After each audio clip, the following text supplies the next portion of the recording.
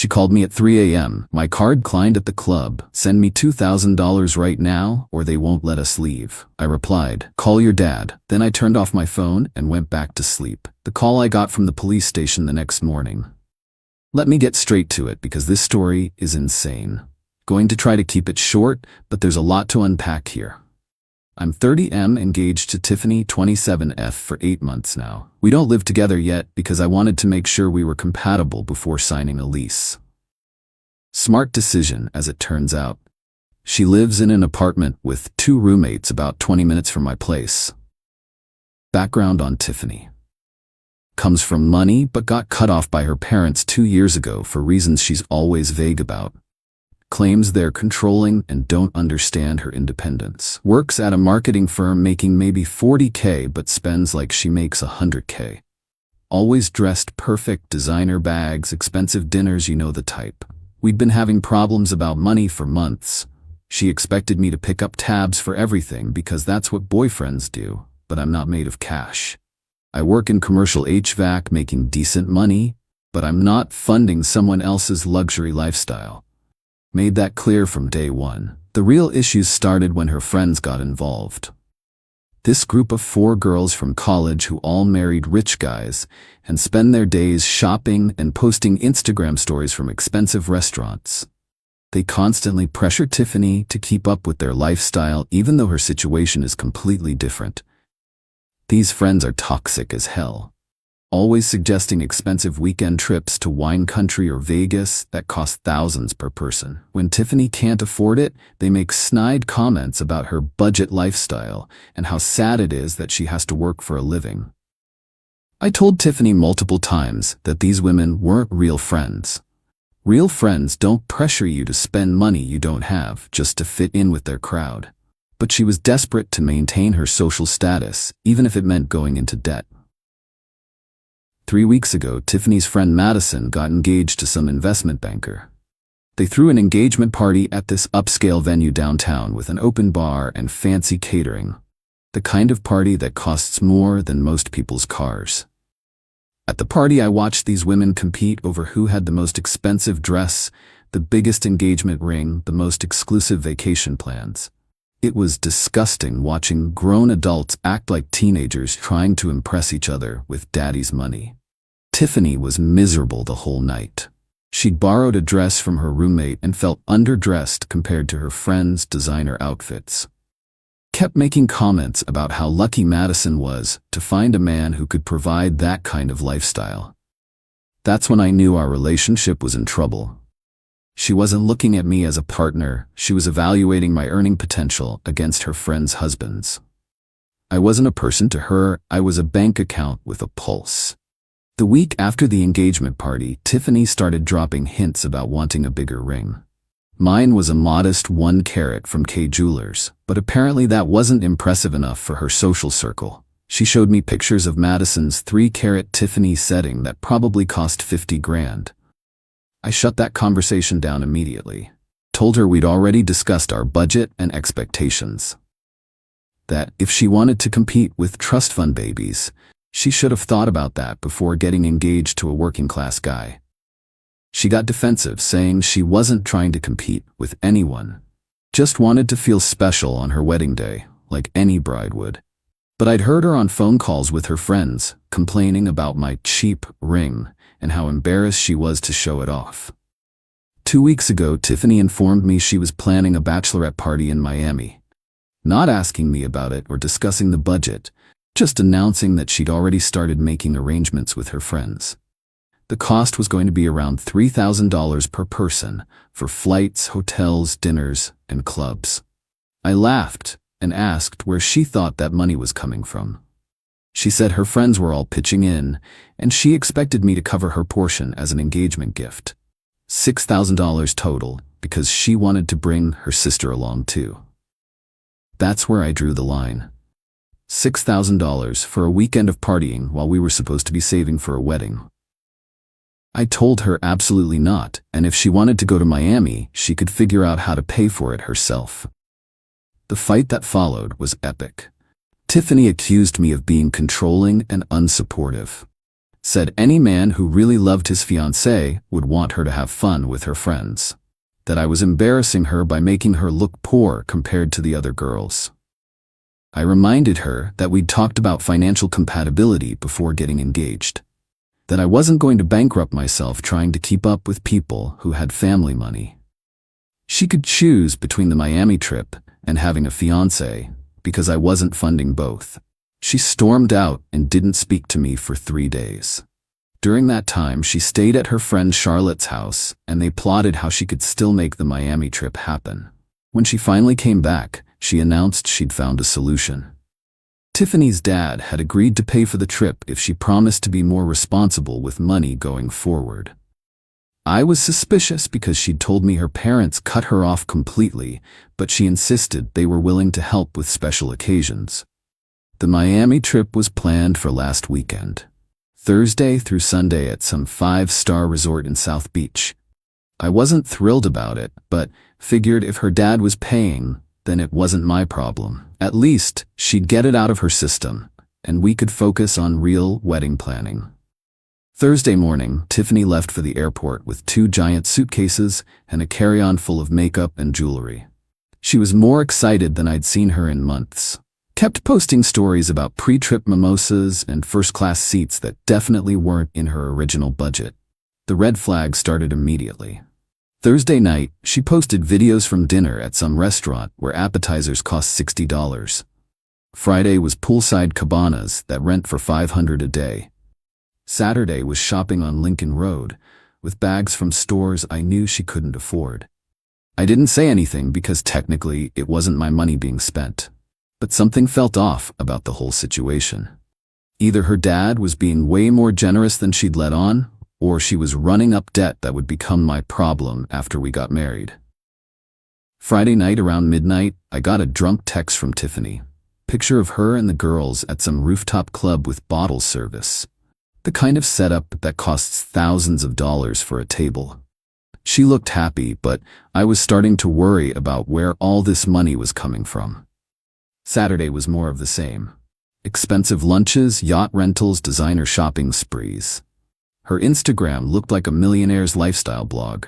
Either her father had won the lottery or Tiffany was living in a fantasy world that was going to crash down hard. Saturday night around 2 a.m., my phone started buzzing. Multiple missed calls from Tiffany, followed by increasingly frantic texts. I was asleep and my phone was on silent, so I didn't see any of it until the next morning. Then at exactly 3:17 a.m., my phone rang. Tiffany's name on the caller ID and background noise that sounded like a nightclub. I answered groggily, thinking maybe there was an emergency. "Baby, thank God you answered," she yelled over the music. "I need you to send me money right now." I was instantly awake. "What are you talking about? What's wrong?" My card declined at the club. We ran up this huge tab and security took our IDs. "They're calling the police if we can't pay right now. I need you to send me $2,000 or we're going to get arrested." I sat up in bed trying to process what she was telling me.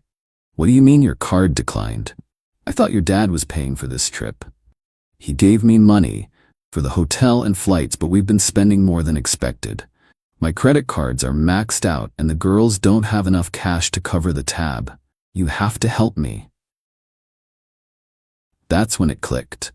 There never was money from her dad. She'd been financing this entire trip on credit cards, and now reality was catching up. The fancy dinners, the shopping, the bottle service, all of it was debt she'd been accumulating. "How much is the tab?" I asked. $8,000, but they said they'd settle for $6 if we pay cash tonight. "Please, baby, you have to help us. Security won't give us our IDs back and I'm scared." $8,000 for one night at a club. I couldn't even comprehend spending that kind of money on alcohol. But what really got me was her assumption that I would just wire her thousands of dollars at 3 a.m. to clean up her mess. "Call your dad," I said calmly. "What? I told you he already helped with the trip.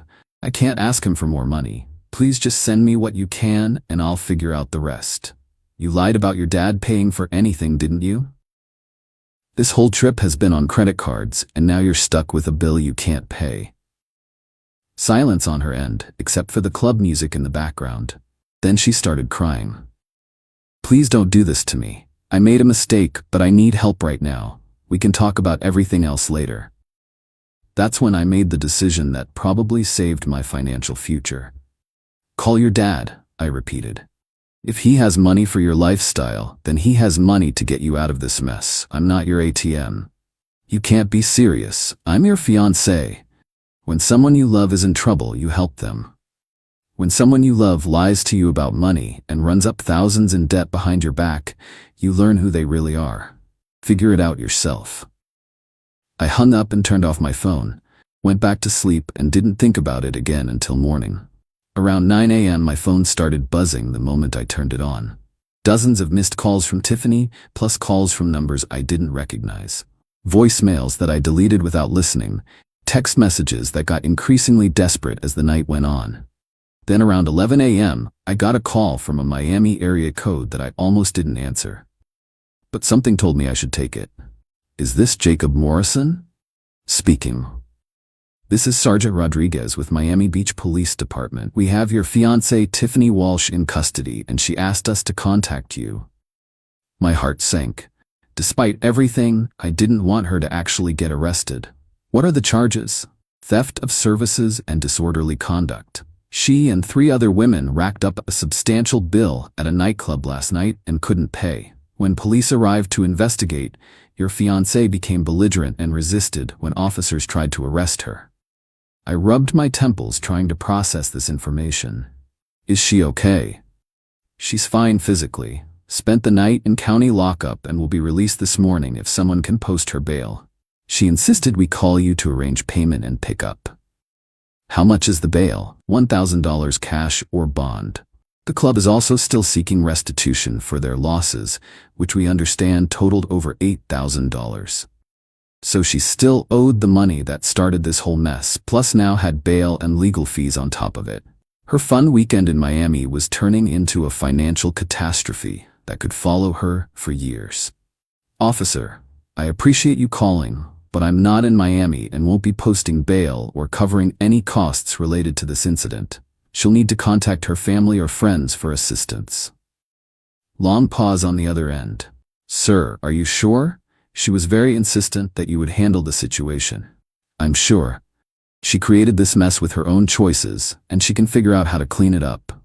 After I hung up, I sat there thinking about how we'd gotten to this point. 9 months ago, I thought I was engaged to someone responsible and mature. Now she was sitting in a Miami jail cell because she couldn't control her spending or face reality about her financial situation. The next few hours were wild. Tiffany's friends started calling me, demanding I bail her out. Charlotte screamed at me for abandoning my fiancé in her time of need. Madison accused me of being controlling and emotionally abusive. Sarah said I was ruining their friendship by letting Tiffany suffer. I told each of them the same thing. If they were such good friends, they could pool their trust fund money and help her out. After all, they were the ones who pressured her to take this trip in the first place. My wallet wasn't responsible for their poor decisions. Around 3 p.m., I got a call from a number I didn't recognize. Tiffany's father, who I'd only met twice during our entire relationship. He was calling from the airport on his way to Miami to deal with the situation. We need to talk, he said without introduction. About what, Mr. Walsh? About the fact that my daughter is sitting in jail because her fiancé refused to help her in an emergency. I almost laughed. An emergency she created by lying about having money for a trip she couldn't afford. Your daughter has a problem with financial responsibility, and I'm not enabling it anymore. She made a mistake, but that doesn't mean you abandon her when she needs help. What kind of man leaves his fiancée stranded? The kind who recognizes that constantly bailing someone out of their bad decisions doesn't help them learn to make better ones. Did you know she told me you were paying for this trip? Silence on his end. Then a sigh. We haven't given Tiffany money in over 2 years. She burned through her trust fund in 6 months and expected us to keep funding her lifestyle indefinitely. That confirmed what I'd suspected. So she lied to me about everything. The trip, the shopping, the restaurants, all of it was on credit cards she can't pay off. Probably. Look, I'm going to handle the bail and legal fees because she's my daughter. But I think you should know that Tiffany owes roughly $40,000 on various credit cards. This Miami trip probably added another $15,000 to $20,000 to that total. My stomach dropped. $60,000 in credit card debt that she'd been hiding from me. If we'd gotten married, I could have been on the hook for future spending, and her inability to contribute financially would have been my burden. She'd been planning to dump her financial problems on me without my knowledge. Why are you telling me this? Because you seem like a decent guy who deserves to know what he's getting into. Tiffany has always had a problem with money and consequences. We tried to teach her responsibility by cutting her off, but it looks like she just found other ways to fund her spending. After we hung up, I sat there thinking about our entire relationship. How many times had she suggested expensive restaurants and expected me to pay? How often had she bought things she claimed were on sale, but probably went on credit cards? How much debt was she planning to bring into our marriage? That evening, Tiffany called from the airport. Her dad had bailed her out and they were flying back together. She was crying and apologizing, saying she knew she'd messed up, but we could work through it together. I let her talk for about 5 minutes, then cut her off. It's over, Tiffany. What do you mean it's over? I said I was sorry. I know I made mistakes, but people in relationships help each other through difficult times. People in relationships are honest with each other. You've been lying about money for months while racking up debt that would have become my responsibility after marriage. That's not a mistake, it's fraud.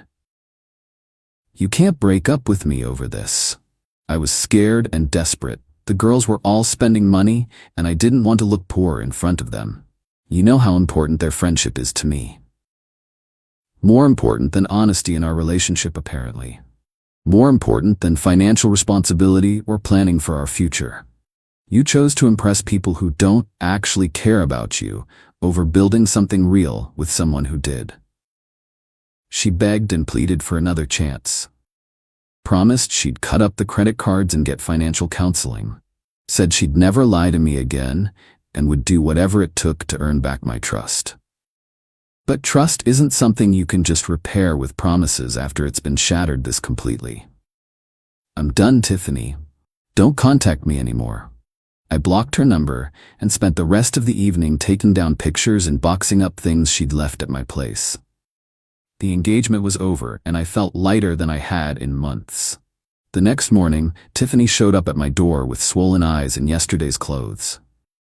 She'd driven straight from the airport to try one more time to salvage our relationship. Please don't throw away everything we built over one stupid weekend. I love you, and I know you love me. We can work through this if you just give me a chance. I handed her the box of her belongings. I don't love who you've become. The person I fell for was honest and responsible. You've been lying about money while secretly planning to make me responsible for your debt. That's not love. That's manipulation. Everyone makes mistakes. You're being cruel and heartless. How can you throw away our future over money? I'm not throwing it away over money. I'm ending it because you've shown me that you don't share my values. You care more about appearances and social status than honesty and responsibility. We're not compatible, and we never were. She stood on my porch crying and begging for another chance, but I closed the door. Sometimes you have to make hard decisions to protect your future, even when it hurts in the moment. Update since this blew up. Tiffany's been trying to contact me through mutual friends for the past week. She's apparently in credit counseling and wants to prove she's changed. Her friends are still harassing me on social media, calling me heartless for abandoning her. Found out from her roommate that she owes closer to $70,000 total when you include the Miami trip charges. Her dad hired a lawyer to negotiate down the club bill, but she still owes around $12,000 for that weekend alone. She moved back in with her parents because she can't afford rent anymore. Lost her job because she called out sick for 3 days after getting back from Miami without explanation. My family thinks I made the right choice. Her family is split between being mad at me and being relieved that I won't be taking on her financial problems. I'm focusing on myself and my career now. Looking into buying a house, since I don't have to worry about someone else's debt anymore. Dodged a massive bullet. and learned to trust my instincts about people's character. For anyone dealing with something similar, pay attention to how your partner handles money and stress. Those traits don't magically improve after marriage, they get worse when there are legal protections, making it harder to leave. 3 months ago, I thought I was planning a wedding. Now, I'm planning a life where I don't have to worry about someone else's poor decisions bankrupting me. Sometimes the worst things that happen to you turn out to be the best things that could have happened.